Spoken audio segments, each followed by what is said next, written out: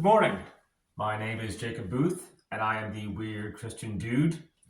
Today is Wednesday, May 21st, 2025, and today we're going to be studying Genesis chapter 21. Verse 1. And the Lord visited Sarah as he had said, and the Lord did unto Sarah as he had spoken. For Sarah conceived, and bare Abraham a son in his old age, at the set time at which God had spoken to him. So God keeps his promise that he'd made several times before in Genesis chapter 17, verse 19 and 21, and Genesis chapter 18, verse 10 and 14. He reminded them repeatedly, and now he fulfilled it. Verse 3. And Abraham called the name of his son that was born unto him, whom Sarah bare unto him, Isaac. And Abraham circumcised his son Isaac, being 8 days old, as God had commanded him. And Abraham was 100 years old when his son Isaac was born unto him. So Abraham also did his part and named his son Isaac and circumcised him, just as they said in Genesis chapter 17, when God commanded him to do that. And now Abraham is 100 years old. That's pretty amazing. Interestingly, yesterday was my grandfather's 99th birthday. So, which he died about 15 years ago. So, just for some perspective, that's really old to be 100. Verse 6. And Sarah said, God hath made me to laugh, so that all that hear will laugh with me. And she said, You would have said unto Abraham that Sarah should have given children suck, for I have borne him a son in his old age. So Sarah laughs at herself for laughing at God when he told her that she was going to have a son when she's really old, which was in Genesis chapter 18, verse 12 through 15, and sort of makes a joke at herself. But sometimes that's all you can do about your circumstances. Ow! All right, verse 8. Okay. Verse 8. And the children grew and was weaned, and the child grew and was weaned, and Abraham made him a great feast the same day that Isaac was weaned. And Sarah saw the son Hagar, the Egyptian, which had been born unto Abraham, mocking. Wherefore she said unto Abraham, Cast out this bondwoman and her son, for the son of this bondwoman shall not be an heir with my son, even with Isaac. And the thing was very grievous in Abraham's sight because of his son. So they're having a birthday party, sort of. It's a weaned party, I guess. That usually takes about 2 to 4 years for a child to be weaned and eat normal food. So they're having a party for that. And Isaac was 14 at this time. So that makes him between 16 and 18 years old. And he was laughing at his brother, for some reason. Brothers do that. It happens. And that made Sarah very unhappy. So Sarah's still spiteful at Hagar for the situation that Sarah caused.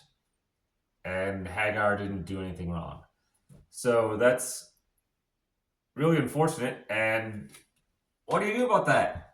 Not much. That's why Abraham is so troubled and grieved. Because in a lot of cases, women troubles do not care about fairness or the truth. Sorry. Sarah, you caused the problem and are mad at someone that didn't do anything wrong and can't really fix it for you. So, verse 12. And God said unto Abraham, Let it not be grievous in thy sight because of the lad, and because of thy bondwoman. In all that Sarah hath said unto thee, hearken unto her voice. For in Isaac shall thy seed be called. And also the son of the bondwoman will I make a nation, because he is thy seed. So God has to step in to resolve this situation, which is otherwise unresolvable. I can relate to that. Quite a few other people probably can relate to that also. And he does it by making two nations. He separates the two women and their sons so that they don't have conflict. And it's kind of unfortunate that they couldn't be together, but it was not originally part of God's plan for Abraham to have two sons and two wives. He's not upset about that, it just makes the situation more complicated. Verse 14. And Abraham rose up early in the morning, and took bread and a bottle of water, and gave it unto Hagar, put it on her shoulder, and the child, and sent her away. And she departed, and wandered in the wilderness of Beersheba. And the water was spent in the bottle, and she cast the child under one of the shrubs.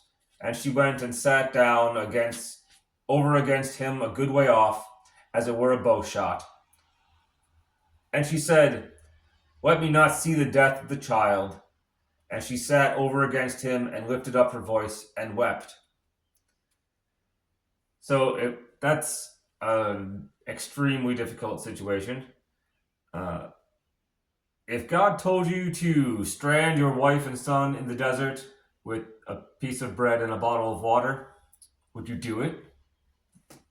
That's obviously not a fair question to ask, because without God being involved, that would be a very cruel thing to do.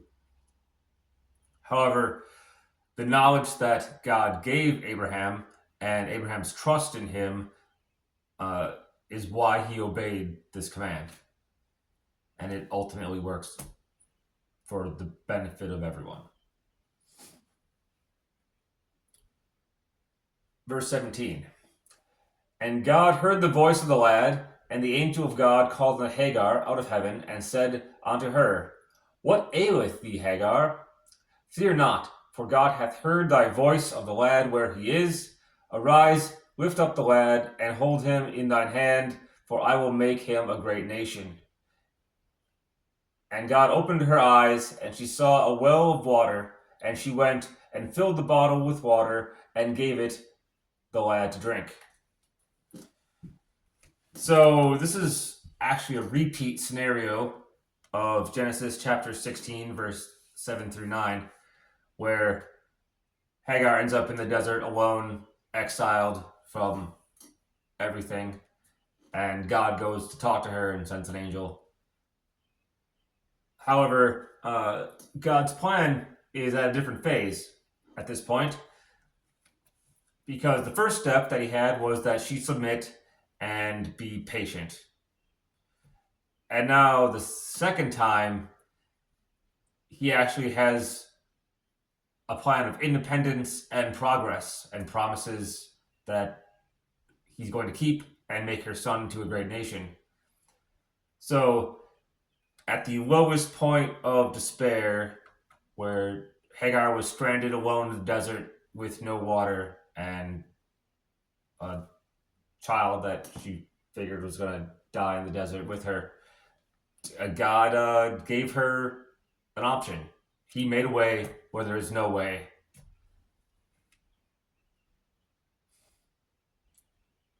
So whatever your situation is, it's probably not as bad as hers. Verse 20. And God was with the lad, and he grew and dwelt in the wilderness, and became an archer.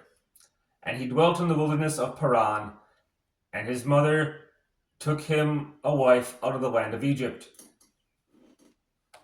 So God is with Ishmael. He didn't just give him a promise and then wander off and go back to doing other stuff. He stayed involved in their life. And so the land of Paran is south of the Dead Sea, that area. And his mom found him a wife that's an Egyptian. That sort of makes sense because Hagar is an Egyptian herself, so she can obviously converse with Egyptians. Verse 22.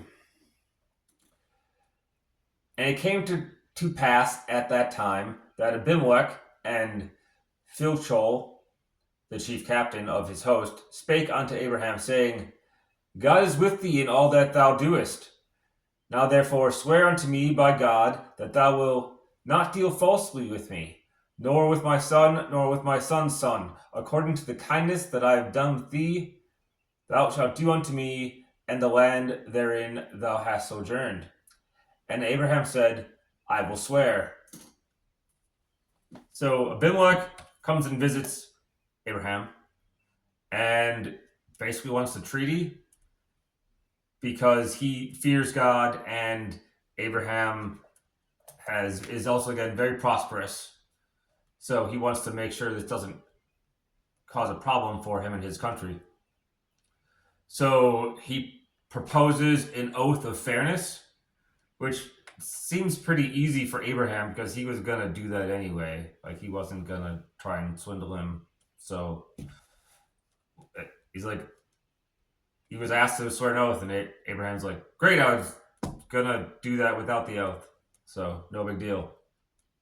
However, this will come to benefit Abraham because it also binds King Abimelech in an oath of fairness towards Abraham, which, if Abraham would have went to the king and asked for that, there's no guarantee anything would have came out of it. But since it was the king's idea, he's going to bind himself to an oath of fairness. Verse 25. And Abraham reproved Abimelech because of a well of water which Abimelech's servants had violently taken away. And Abimelech said, I wot not who hath done this thing, neither did thou tell me, neither yet heard I of it but today. And Abraham took sheep and oxen and gave them to Abimelech, and both of them made a covenant. And Abraham set 7 ewe lambs of the flock by themselves. And Abimelech said unto Abraham, What meanest these 7 ewe lambs which thou hast set by themselves?